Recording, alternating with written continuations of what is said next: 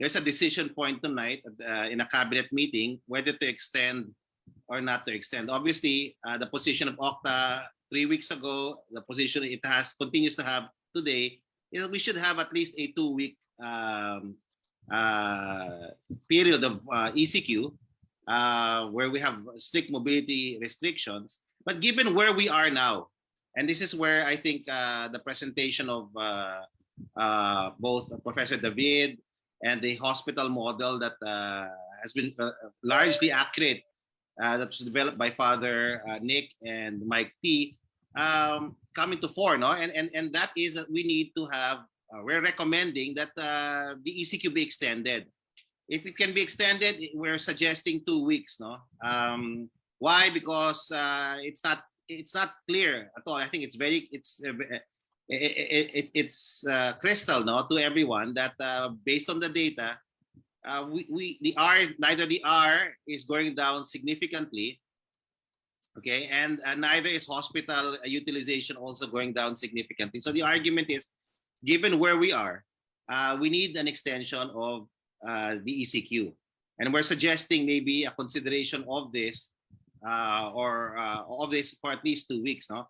But then again, we leave that to government, and government will decide whether they can balance this recommendation with the economic realities on the ground. If the R does not drop dramatically in the next 7 days, the national government has to be prepared to consider additional 3rd week of ECQ. So after the additional week, let's assess, okay? And the last this week of ECQ is not without significant changes. The R has dropped, but it has not dropped to a level where transmissions will be affected significantly. Okay, so the R is still up. While it has dropped slightly, it's still up. It's still above 1. And the virus is still spreading. The complicating factor now in the NCR bubble is that our hospitals, as we predicted 3 weeks ago, are already filled up. And I don't think the fill-up rate will go down this week or next week. And this is what our fellows are trying to say. Our hospitals will be filled for the next 2 or 3 weeks.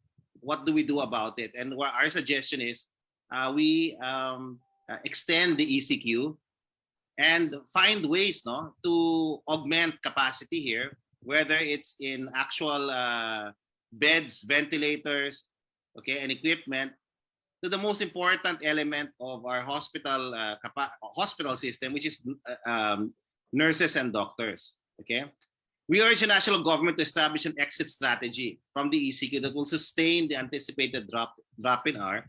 We recommend that the ECQ be followed by an MECQ before we go to the more liberal GCQ. So a step down approach so that we can sustain the gains that we have achieved, and of course the sacrifices, no, we have achieved over the last 2 weeks. We urge the national government to consider transporting nurses and other healthcare workers from low-risk regions in the country to assist the NCR, okay, which is struggling, no, because of the ongoing surge. And we continue also the urgent call of our healthcare workers that whatever amelioration that is promised to them be given to them and released to them as soon as possible. We also